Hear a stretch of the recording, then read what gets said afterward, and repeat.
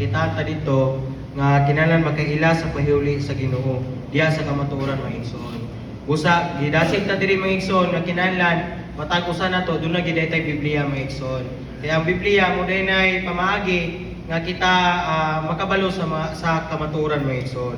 Yung ingon ko dyan diri nga ay nagbasa na to sa Biblia, dili man gyud una masuplayan nita sa kinabuhi sa Ginoo. Di man gyud una nga mahayagan ta mga igsoon. Munang gipakitaan ta diri kung mubasa daw ta sa Biblia, madawat una nato ang doktrina din mga igsoon. Then musunod na dito, munang ingon siya dito kung aron dai nanang makabaton ta kamaturan ug mahayagan ta mga igsoon, kinahanglan nga moampo gid ta sa Ginoo mga igsoon. Moampo ta sa tinud anay pag-ampo pagduol niya mga igsoon. Aron sa tuyo, nasa diyang mubasa tag Biblia, dili lang kay doktrina ang atong makuha mga igsoon, kundi mahayagan pa ta ug duna pa tay kamatuoran ug duna pay kinabuhi ang atong makuha sa atong pagbasa sa Biblia mga igsoon. So salamat sa Ginoo nga usa ni pagdasig diri nato mga igsoon nga kinahanglan duna gitay ana po siya diri nga kinahanglan mugahin pud tag panahon niya mga igsoon.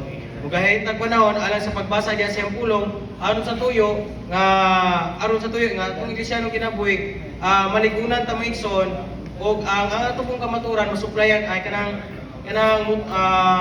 duna pud tay kining kamaturan nga madugang diri kanato mga igsoon. Aron sa tuyo nga mahayagan ta ug maumulan ta Kristo mga igsoon. So mao gyud itong mga igsoon kinahanglan nga mga muyo ta una sa Ginoo, muduol gyud ta una niya mga igsoon.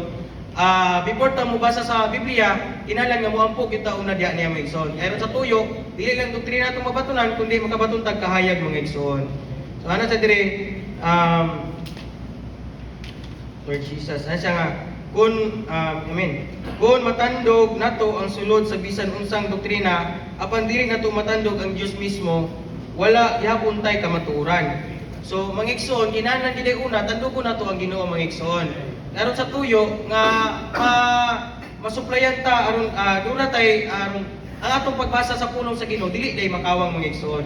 Usa una mutandog ta una diha sa Ginoo. Ang pagtandog una sa Ginoo mga igsoon moram gito ang pag-ampo di mga igsoon. Din sa diha kung matandog nato ang Dios, maato ang kamatuoran mga igsoon. So praise the Lord. Kinahanglan nga mutandog una ta sa Dios mga igsoon aron maato ang kamatuoran ni mga igsoon. Amen.